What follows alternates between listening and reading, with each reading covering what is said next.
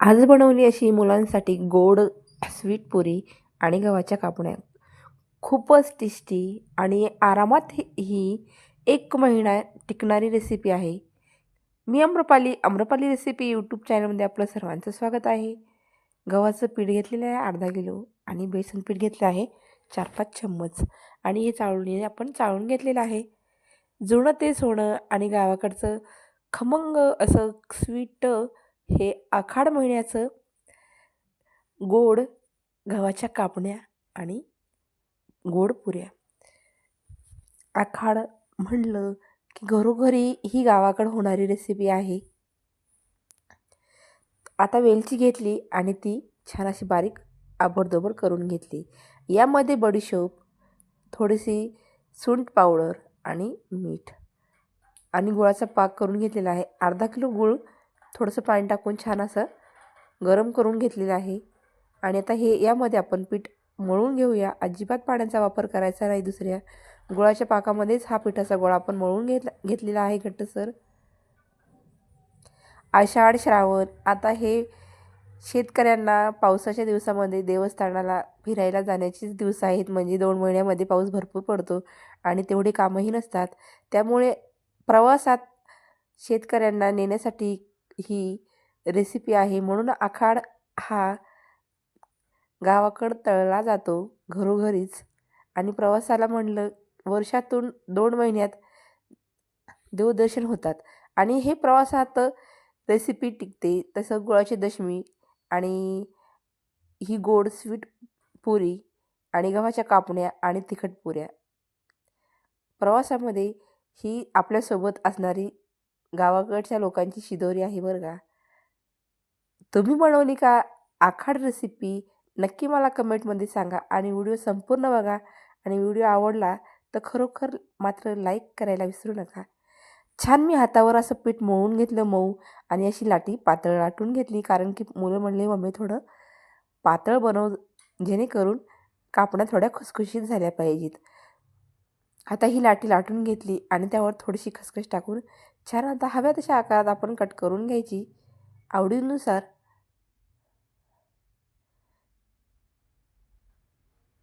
Sweet आणि जेव्हा काही नसेल तेव्हा हे आपण असं घरात करून ठेवलेलं खायला उपयोगी पडतं.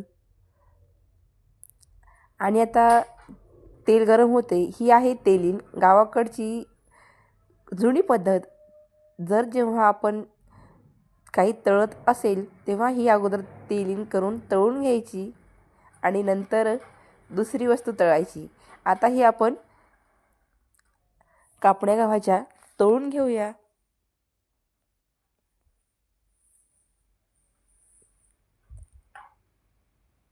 झटपट होते, कमी साहित्यात आणि खायला छान टेस्टी, पौष्टिक आहे. गव्हाच्या पिठापासून न खायचा सोडा. घरगुती साहित्यातून आपण बडीशोप अख्खी टाकलेली आहे. दाताखाली जर आली ना त्याची चव अजूक वाढते. आता छान रंग येईपर्यंत तळून घेतली. दुसरीही लाटी मी लाटून घेतली. थोडीशी खसखस लावून घेतली आणि छान असे कापड्या बनवून घ्यायच्या.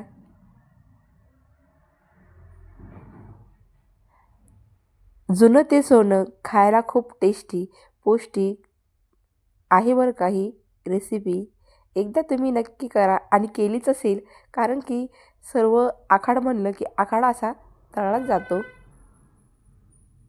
छान अशा कापड्या बनवून घेतल्या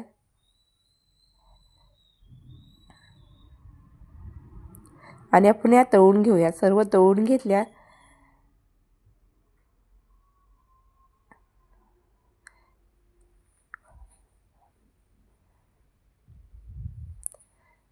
आणि अशा गोडही पुऱ्या मी तळून घेतल्या.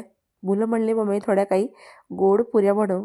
काही गोड पुऱ्या आणि गव्हाच्या कापण्या आणि थंड झाल्यानंतर ह्या डब्यामध्ये आपण बंद करून ठेवायच्या.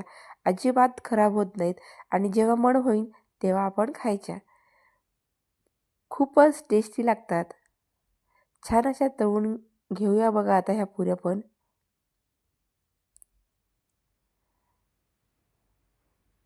छान रंग येतो.